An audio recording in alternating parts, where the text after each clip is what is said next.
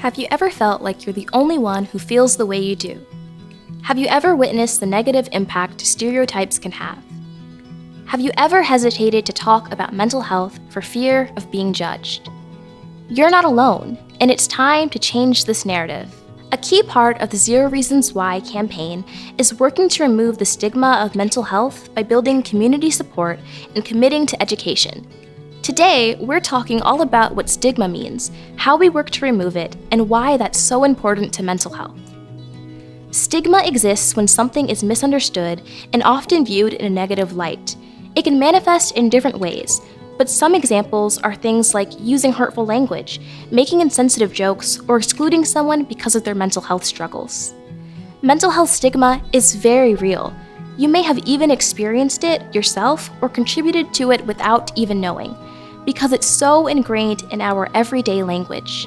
Tons of studies show that stigma surrounding mental health can lead to shame, silence, and isolation. It can make people afraid to talk about their struggles and prevent them from asking for help. But we have the power to change that. First, let's name some of the common mental health stigmas we might encounter. What are some of the things you've heard? It might be a misunderstanding that someone can just choose to be happy, or that it's all in your head. Stigma also shows up in the false idea that seeking help for mental health means someone is crazy, weak, or just looking for attention. It's also found in the language we use.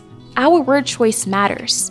Using a mental health condition in an inappropriate way, like saying, "I'm so OCD," to mean you like things organized, or using the phrase committed suicide instead of died by suicide, are examples of language that contribute to stigma.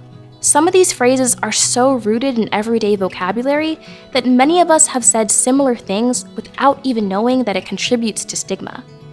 Learning about language that promotes positive mental health and speaking up when you hear phrases that can be harmful is one way to help reframe how we talk about mental health.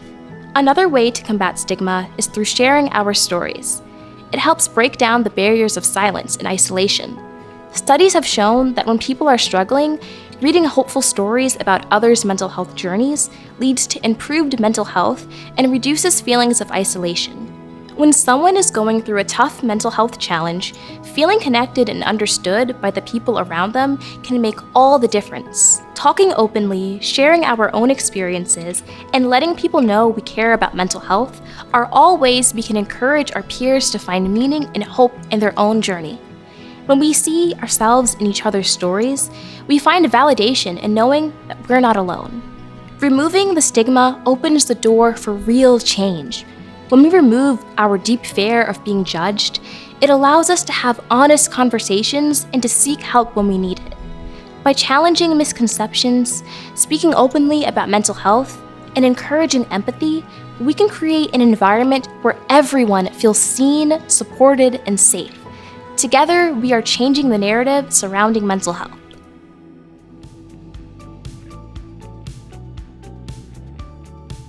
True or false? You have to have a lot of followers or authority to make an impact. False.